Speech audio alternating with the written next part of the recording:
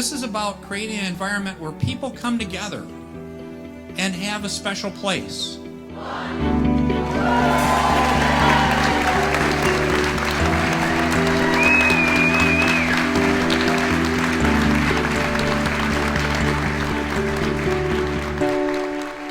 Good morning. It's great to be here in your community. It's really an astonishing project. Most of my background's been working with troubled organizations, and it's great to work on something from the ground up and to have a vision up front and to design it right. And so it's been a pleasure to work on this project. We picked the name carefully of Great Lakes Center for the Arts because we wanted to think about the expansiveness of this region. It's a large region. We wanted to have an expansive vision. And while we'll be headquartered right here in Bay Harbor, we're for a larger population than just Bay Harbor.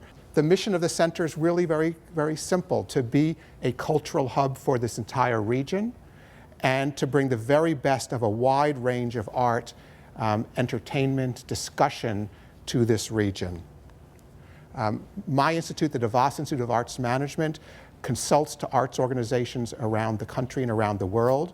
And we work in a variety of projects, helping organizations that are new, helping organizations that are old, trying to create financially sustainable, well-attended, interesting arts organizations. We have many other groups who are working with us and with the team on this project, including architects and theater consultants, to make sure that, like everything else in Bay Harbor, things are done really well and to a world-class standard, that this is not just some sort of quick job. This is really going to be an important place. We've done a lot of due diligence work as we study. We've looked at the community. We've looked at other communities and what they can support. We've looked at other arts organizations that function in seasonal communities. We've done studies of some of the other great arts institutions in this region, and there are several. There's a wonderful wealth of arts in northern Michigan. I was a camper at Interlochen, so I've experienced it for many, many years. But there's a lot here, and our goal is to collaborate with and to partner with many of these organizations to create a great presenting organization. You know where the site is located, we've been thinking a lot about that site and how this center interacts with the community. A beautiful building has been designed for this center. It's of modest proportion.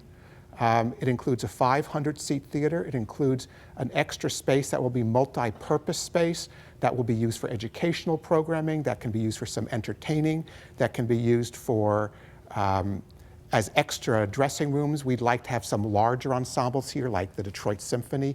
They would need that room just to put their music cases.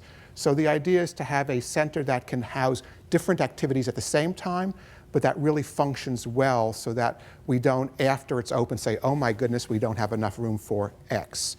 As Jill said, I ran the Kennedy Center for 14 years. It's our national cultural center, has a budget of $200 million a year, and it was designed without any rehearsal space. Because when Congress designed it, they forgot that you actually rehearse something before it goes on the stage. So that's what we're trying to avoid in the planning we're doing now, and that's why it's great to be involved several years before it's going to get built. We're going to have a beautiful lobby area that people can congregate in before the performance. We're going to have a beautiful, beautiful theater, and what I love about this theater particularly, it's going to have a very large stage, which means we can put many different things on that stage, but it will only be 500 seats. Every seat will be beautiful. There will not be an obstructed view in this theater. And I think it's going to, people when they come in are going to be shocked at how wonderful and intimate it feels, and yet how much we can put on the stage. Very importantly, we're going to have a donor lounge upstairs for intermissions where donors can come and have a drink and have something to eat and sit and talk. And this room will also be able to serve as other functions during the year. This is going to be a year-round facility, and this will be a great place to have meetings and discussions, et cetera. So it's not going to be just a donor lounge year-round. We've designed it in a rather compact way, but we've spent a lot of time studying the movement within the theater to make sure the artists are comfortable, the audience is comfortable, that we have multiple entry points so that we don't have clogs at one entrance. One of the hard things of running a theater is that 90% of your people come within 15 minutes of each other. And so as you design something, you want to make sure that you have multiple points of entry so that everyone can come in easily, quickly, and not feel like they've been sort of, stuffed together in one little tube. One of my favorite spaces next to the donor lounge will be an outdoor roof, which we'll show you in a few moments. But that's going to be a great place to sit outside. You'll see the bay, have a drink. It's really, I think, going to be one of the nicest parts of the development and one of the nicest places to sit in Bay Harbor. As I said, our goal is to bring the very best of programming here. And I've been working hard to start to think through who are the kinds of performers, what can we bring here that's going to be really remarkable. And it's going to be in a very broad range of art forms. We're going to have theater pieces. We're going to have a whole range of music, from popular music, pop music, jazz, classical music. There's a wide range of music that we'll have. We're going to have dance performances of many different kinds. We want to have film. We've built the stage so it's large enough to accommodate an IMAX size screen so that we can have really amazing first-run movies here that we can do year-round. As I said, this is not just going to be a summer facility, although a bulk of the programming will be in the summer. But we can have movies all the time. We also want to have a lot of intellectual discussion. We want to bring some great artist panels. We want to bring some political panels or others to come and talk about issues and to talk about arts and to really have this be a lively place. If you think Aspen Institute and the kinds of work they do, we would like to be able to do that here as well. These are kinds of activities that are relatively easy, relatively inexpensive to put together, but you can bring some very high-powered people to bear, and it can be very, very interesting. In designing this facility and thinking through the programming, I've had a lot of models of other organizations in mind, and I've been thinking about particularly organizations that built facilities in cities that are primarily seasonal, of modest size, in terms of population, not geography, but population, but do really amazing work. One of the organizations is an organization that I was a consultant to, which is called GLIMMERGLASS Opera. It's one of the best opera companies in America. It's in Cooperstown, New York, that has a permanent population of 3,000. It's best known, obviously, for the Baseball Hall of Fame, and there's very little overlap between people who go to the Baseball Hall of Fame and people who want to go to the opera. But GLIMMERGLASS Opera has built one of the great opera companies of America, and in fact built a whole opera house in Cooperstown. And it's one of the lovely places to see opera in America. If you're ever around that region in the summer, go. To me, it's instructive because you're able to take, again, a relatively modestly populated area and turn it into something really world-class. And it is known for world-class opera. Every production's reviewed by the New York Times at GLIMMERGLASS Opera. Tanglewood, I think many more of us know Tanglewood in Western Massachusetts. If you drive around Lenox, Massachusetts, you could hardly believe it would have a world-class music facility in Lenox, Massachusetts, but they do. I was a student there. I sang on that stage, so I know it well. And it's a great, great institution, obviously the summer home of the Boston Symphony. I really love the Aspen construct because Aspen has two major arts institutions. One is the Aspen Music Festival, which is a big performance space, and the other is Aspen Institute that does the lectures and discussions. And as I think about the Great Lakes Center for the Arts, I think of us being an amalgam of the two. That is, we will have music, and we'll have dance, and we'll have theater, and we'll also have discussion and intellectual pursuit. And to me, that makes for a very, very rich combination for the community. And finally, the Santa Fe Opera, one of the great opera houses in the world, again, in a town with a very modest winter population. They built one of the great opera companies and one of the great opera houses. So there's a lot of precedent for putting wonderful arts institutions into seasonal locations. And that's really what we're talking about here. But there's a difference here, which is we really do want to function 52 weeks a year. We see ourselves serving a very broad geography and having many people come in the summertime, but also a good wintertime set of productions and performances, and very important arts education. Because when the kids are in school, which is in the fall and winter and spring, that's when the Great Lakes Center for the Arts will serve a different function, if you will, and really be a great place for our children to be educated and the children from the community. Our programming, as I said, is going to be very, very varied. And my basic construct for the summer is this. I'd like to think of each weekend having a different theme. So one weekend we might do country music. I love country music. It's a great genre to people. A lot of people love country music. It pulls a lot of audience in. There's some great performers. They're relatively easy to book. And I did a lot of country music at the Kennedy Center. People thought I was a little crazy when I started bringing country music at the Kennedy Center, but it became a big part of what we did. I brought the whole Grand Ole Opry one night up to Washington. I reunited the Judds, did all kinds of things. These are the kinds of things we can do on this stage. Again, country music's a great genre, but that's one genre. Another weekend, I would love to do international festival every summer for a weekend, where one year it might be China, and one year it might be Ireland, and one year it might be Brazil, but to bring the music and the dance and the theater and the food and to make that weekend really special by looking at a particular country. I'd like every summer to have one weekend devoted to the best art of Michigan. There's so much great art in Michigan. Interlochen, where I was a camper, is great. The Detroit Symphony, the Grand Rapids Ballet. There's a popular musician named Sufjan Stevens, who's from Petoskey, one of the great big recording artists of our time, lives from Petoskey. I would like every weekend to get, one weekend every year, to bring some of these great Michigan institutions. For the first summer, I'm really determined to have the University of Michigan Marching Band marching up our aisles. I'm just committed to that. But then I want to do some unusual things. I want to have comedians here. I want to do something which I've done other places, which is lots of fun, which is something called Sing-Along Sound of Music.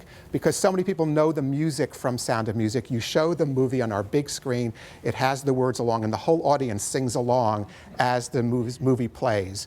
There are all kinds of different, every weekend I want to be different. I don't want this to be boring. I don't want this to be too one way or too the other way. And my experience is everyone likes something different. Some people like classical music, some people like country music, some people like dance, some people like theater. And the idea is that this center is going to have something for everyone in the community. And we'll start to figure out and learn what more people like than else, and the programming will reflect that. But we'll also have winter performances. I said I'd like to have movies. We'd love to be the home for Live from the Met. The Met broadcast to movie theaters. We'd be a perfect place for the Live from the Met broadcast. They are only during the winter, fall, winter, spring months. We'd love to have them. We'd love to have local arts organizations. Again, there are many great local arts organizations here. And so we can start to become the place where the local musicians, local artists can really have a place. And so we're really thinking about this over the next 3 to 5 years. So we're not just programming the first summer. Too many arts organizations start with this big bang of a summer or a big bang of a year, and then it sort of collapses in year 2. That's not what we're planning. We're working on how to build this year in, year out. We're also going to have, as I said, lectures and symposia. We want to have social activities. You can have several activities going on in this building at the same time. And it's been designed with different entrances so that you can have something in the more social space, and something in the performance hall, and something in a donor lounge, and you can have different things going on. We'd like this to be vibrant and exciting and really become a hub for local activity. This is going to be organized in a very specific way. We are really thinking through not just the programming and the architecture, but also the institutional infrastructure. This is going to be operated by a board. It will be a 501c3 organization, meaning it will be a not-for-profit arts organization chartered by the state of Michigan. We're going to have a full board and a real board, starting with a modest amount of people, maybe 8 to 10, by next summer when we hope to do groundbreaking. Then we hope to build our board to 15 to 20 by the time we open, and our plan for opening would be to open in the summer of 2018. And then build eventually to a larger board of 25 or 30. We'd like people to be from a broad geography. Again, we're trying to represent the whole region and not just be local. We're going to have a professional management, and I've designed a management structure. And we've thought through when we bring on these various people, because you can't just bring them on all at once, and you don't need them all 3 years ahead of time. But you also don't want them starting 2 months before the place opens. Otherwise, we'll be a mess. I'm determined that when we open, everyone thinks it's really professionally managed and not that we hadn't thought things through. And so we have a hiring structure. The first person we're going to bring on is a director of development, because we need to finish the capital campaign. and hope to build something of an endowment to start. As Jill mentioned, the capital cost of building the facility is $25 million, of which we have nearly $15 million committed. So we need to raise $10 million more. We're hoping to do that by next summer when we do groundbreaking. And then we hope over time to build an endowment of maybe $25 million. That would give us a little over $1 million a year towards the operating budget. We've done an operating budget for the organization. We're talking about a budget of $2.5 million, give or take, in the year. And we've thought through each of the expense categories, where the money might come from, what's realistic for a new organization, for an organization this size, obviously in a wonderfully generous community. And so we're thinking through what the budget of this might be. Again, from my experience, you can apply a multiplier somewhere between 4 and 7 times an annual budget for the economic impact on the region. So if we're talking about a $2.5 million organization, we're talking about a $10 million impact, economic impact. That's not insubstantial for this region. And of course, as you all know better than I, every time an arts center is built, property values go way up. The most famous of that example is Lincoln Center in New York, where Lincoln Center was built where West Side Story takes place, and you know what a slum that was. They built Lincoln Center, and now it's the most valuable property in America is located right around Lincoln Center. So we believe that property values will substantially go up with this project. We need to raise money to finish the effort, as we said, and we've raised, as I said, 15 to the 25. And we're looking at a regular tiered capital campaign structure. We have different gifts that can be named, and we are actively talking to several donors now and hope to find more. We will also be selling the boxes so that people could reserve a box, which will give them first rights to the seats in that box. These are going to be beautiful boxes that I think are going to be very much in demand for this new center. And we've created a complete strategic plan for this, and with that plan comes a very detailed timeline of how we're going to get from here to opening, how we're going to hire staff, how we're going to raise money, what we need to do each step of the way in terms of the design of the facility, putting in systems like box office systems and training ushers, and there's a lot that goes into building an arts center. I've been going around the country talking to some of my friends who are important artists, and they're all excited about this venture. Everyone believes this region would benefit from a great arts center. Judith Jamison, who is the director of the Alvin Ailey American Dance Theater, Kennedy Center honoree, legendary dancer, is really excited about this project. Debbie Allen, who is a great television actress and choreographer, 3-time Emmy Award winner, she's really excited about this project and wants to come. David Hallberg, who's a great dancer, one of the leading male dancer of the world. He dances for both American Ballet Theater and the Bolshoi Ballet, the only foreign-born principal ever in the history of the Bolshoi Ballet. Wants to come and dance here. And I think David's a great example of how we want to work with the community. I was fortunate enough to meet one of the residents here who's been a sponsor of a young male dancer at Crooked Tree. And this young male dancer has injured his foot. And so I put him in touch with David Hallberg, who also injured his foot this year. And that David Hallberg is now mentoring this young male dancer from Petoskey. This is the idea of this center. It's not just to have people come in, do a show, and leave.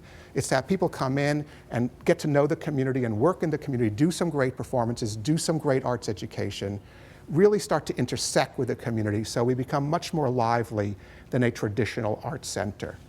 So we're extremely excited, as you can tell, about this venture, and I'd love just to show a little film now that sort of gives you an idea of what this place is going to look like.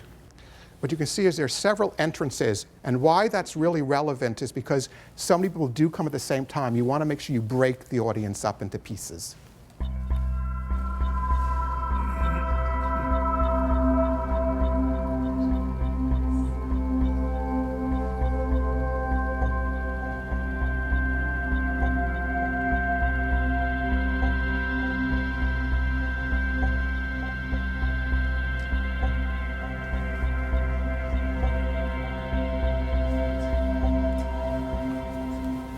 This is one of my favorite spaces. This is the rooftop lounge where you can have a drink, and I think it's just going to be a great, great place to sit and enjoy Bay Harbor.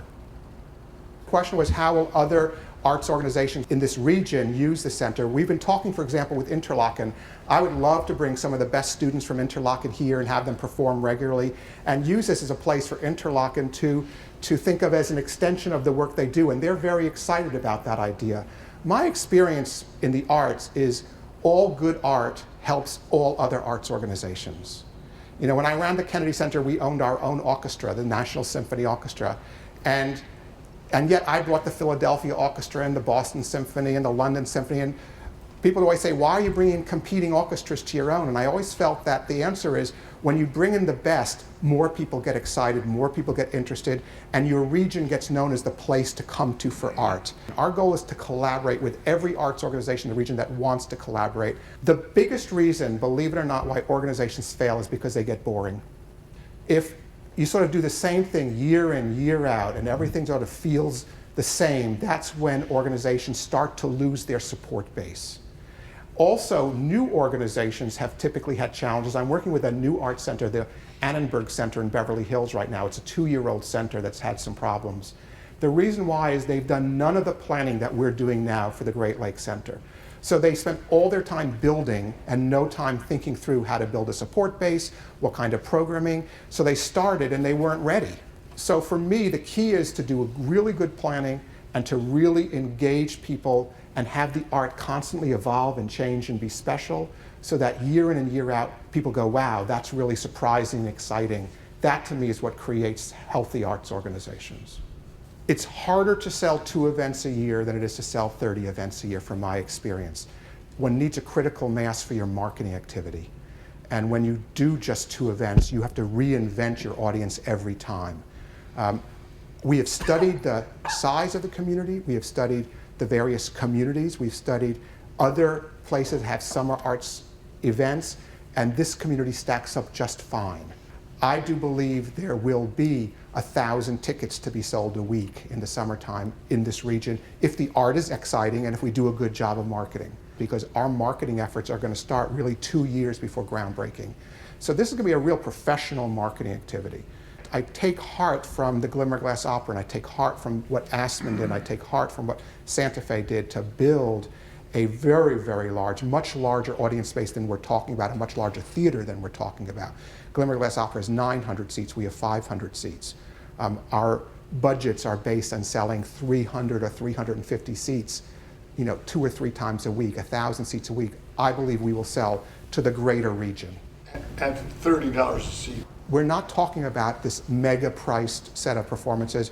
We're trying to do something that's really reasonable so that we can start to draw from a variety of communities here. And I think we will be able to do that. Will it take time and energy and effort? Absolutely. Will we learn along the way what works and what doesn't work? Absolutely. Some communities love jazz, some communities don't love jazz. You start to figure that out as you go along. My goal for the first summer is just to do like one of a bunch of things to figure out which ones really are going to start to build an audience. If the Arts Center does really interesting work, people are going to come whether it's here or here, because they're just excited to see this great comedian. They're excited to see Vince Gill sing. They're excited to hear this great ensemble or to see this great dance company. And no one really thought you'd build one of the great opera companies in the world in Santa Fe, which is a very modestly populated place in the wintertime. And here they have this astonishing place. I think if we do this well, and if the programming is really strong, and very importantly, if our marketing is good, and the marketing is critical to this, it's the hardest part of an organization that's reaching across a broad geography. If we do that well, I'm not sure people are going to mind if it's here or there. We're trying to make this really a vibrant, exciting place that feels really buzzy, where there's different things going on each summer weekend, and where it's not overly classical or overly popular or only dance or only music, but it's a mix. And I think we will build an audience. We've created the theater so that we can have an IMAX-sized screen. This is going to be a world-class theater. This is going to be a modestly sized but world-class design. We've designed the theater with a horizontal aisle for 2 reasons. One is this really makes it easier for those in wheelchairs, and meets our requirement under the ADA, but also because our view of the winter months is that we're going to really focus on these seats. Our expectation on the budgets that we've done for the winter sales is incredibly modest. But we do think what we're going to do is to provide a venue that's going to help local arts organizations. I can tell you that the Kennedy Center, which was built in 1971, until 1971, Washington was also not an arts town. It had lots and lots of little bitty organizations all sort of struggling. And what the Kennedy Center did was, by providing a home for them and a place, it's raised up the size and the capability, the funding, the visibility. And so now Washington's a very big arts town. They ended up actually building a visibility and a scale to the art-making activity that supported the building of a funding base. I know some groups are nervous, but I think you're going to find 5 years after we open that a lot of local groups are actually going to be healthier than they are now, because we're going to build some visibility and some scale to the arts activity of the region. I've done a lot of work in dance. I ran the Alvin Ailey Company, a dance company, Kansas City Ballet Dance Company, American Ballet Theatre, a big ballet company, and I ran the Royal Ballet as part of the Royal Opera House in London. And then at Kennedy Center, we have a huge dance program. So one idea I had was to do a program to bring like 4 or 5 of the greatest ballerinas of the world together for one evening here on this stage.